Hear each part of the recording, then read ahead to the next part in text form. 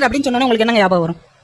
கசகசன் நெரிசல்ல ஒருத்தர் வருவார், சில்லற இல்லாதவங்க இறங்கி தொலை, நீ முன்னாடி போ, நீ பின்னாடி போ, நீ மேலே ஏறு, படியில தொங்காது. இதாங்க நம்மளுக்கு ஞாபகம் வரும். கோயம்புத்தூர்ல இருந்து மதுரைக்கு ஒரு அரசு பேருந்து தினமும் வருகிறது, கோயம்புத்தூர் டு மதுரை. அதுல சிவசண்முகம்னு ஒரு கண்டக்டர் இருக்காருங்க.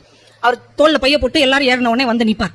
பஸ் கிளம்புறதுக்கு முன்னாடி ஒரு 4 வார்த்தை பேசுவார். எல்லாருக்கும் வணக்கம், ஒவ்வொருத்தரும் ஏதோ ஒரு வேலை விஷயமாவோ திருமண விஷயமாவோ ஏதோ ஒரு காரணத்துக்காக மதுரைக்கு போறீங்க, நீங்க போற காரியம் நல்லபடியா நிறைவேறணும்னு நான் இறைவனை வேண்டிக்கிறேன். யாருக்காவது வாந்தி வந்தா புளிப்பு மிட்டாய் வச்சிருக்கேன் தர்றேன், அதையும் தாண்டி வாந்தி வந்தா சொல்லுங்க, டிரைவர்ட்ட சொல்லி ஒரு நிமிஷம் நிப்பாட்டுறேன். இந்த கடலை எல்லாம் தின்னு தொழிய உள்ள போட்டுறாதீங்க. ஒவ்வொரு இடத்துலயும் அந்த சைடுல ஒரு நெகிழி பை வச்சிருக்கேன், அதுக்குள்ள போடுங்க. உங்கள் பயணம் வெற்றிகரமாக அமைய வாழ்த்துக்கள். அவ்வளவுதான். அதுக்கப்புறம் டிக்கெட் கொடுக்க ஆரம்பிச்சிருவாரு. அதுக்காக ஓசியில நம்மளை கூட்டு போக மாட்டாரு. ஆனா அந்த ஒரு நிமிடத்தின் ஒரு வார்த்தையின் அழகு இருக்கிறது இல்லையா, அந்த பயணத்தையே சுகமாக்குகிறதா இல்லையா?